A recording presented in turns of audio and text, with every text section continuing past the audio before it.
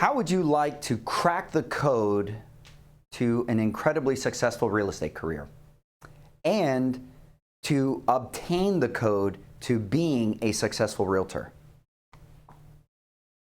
There is a realtor code, my friend, and that's what we're here to teach you. Hi, I'm Mark McInerney, President and CEO of CodeMark Financial. Welcome to Mortgage Money Genius. In here, we teach realtors just like you the most important, yes, the most important piece of the real estate transaction. What is that? The mortgage process. We are talking about underwriting. Today, we're talking about week 2 inside of the underwriting stages. Sit back, relax. 3, 2, 1, off we go. I just wanna be your superstar, 'cause it's not where you've born, it's where you are.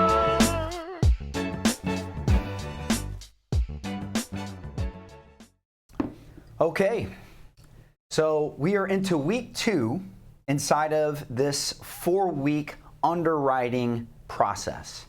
And just to recap, why did we say 4 weeks? Well, you guys typically write sales contracts for about 30 days. I get it. In super uber aggressive markets, you might have to write them for less. And sometimes if it's a particular loan program, maybe a government-backed loan program, FHA, VA, you might want to add a little bit of room for error. And might write something longer than 30 days, 45 days, and sometimes even 60-day contracts are written.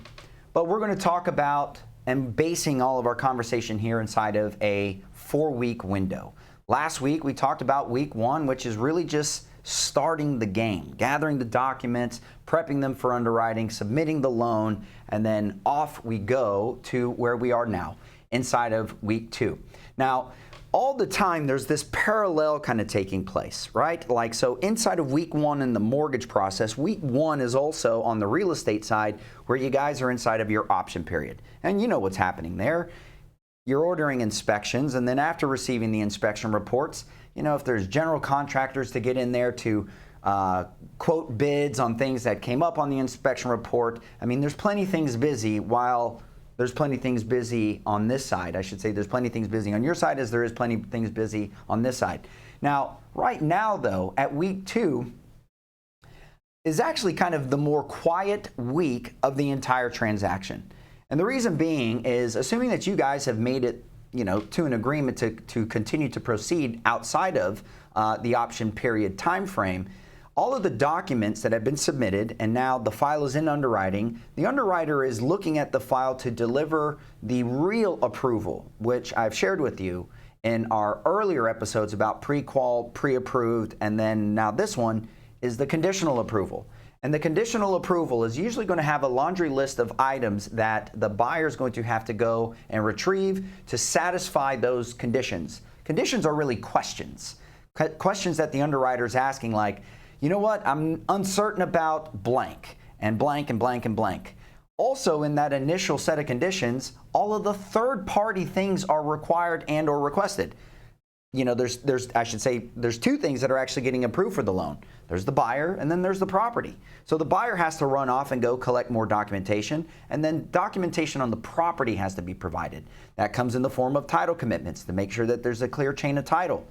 That also comes in the form of an appraisal to make sure that the house is worth what the seller is trying to sell it for. Then there's also, you got to insure this property. You got to get a policy on what this house would actually be covered for. And then there's the infamous HOA. The HOA is going to make a little bit of a transaction fee in changing out the name from Mr. and Mrs. Seller to Mr. and Mrs. Buyer. And they take their time and have their due process in requiring things.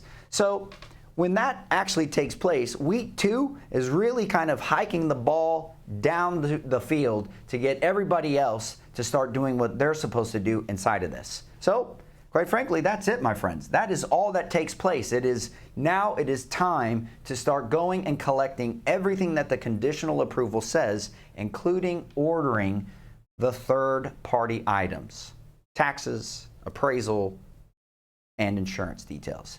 Take another glance at that real quick, and we'll be right back.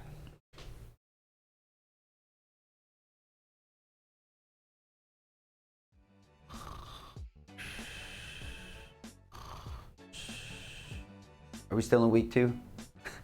This is actually, as I said, the more quiet time inside of the real estate transaction. And it's usually, I've noticed some real estate agents kind of like saying, hey, so where are we at? Well, kind of really nowhere. Like we have like made the requests for everything. We need this, we need this, we need this, we need this. And sometimes we may need something from you, right? We might need an amendment, or there's a missing signature or an initial, or there's an FHA amendatory clause. You guys are familiar with that. But that's okay, because even though it's quiet, you also know this saying, sometimes no news is good news. And actually, if there was news this early, that could actually imply maybe that there's smoke in the kitchen, and that would not be good news, my friend. But that's okay. That's not going to take place inside of our transaction, and it's certainly not going to take place in the examples that we're talking about here. Please join us next week to continue inside of this conversation of the 4-week stages of underwriting. In the meantime, please like, share, and comment, and we will see you same bat time, same bat channel next week. I'm Art McInerney, President and CEO of Code Mark Financial. We're out.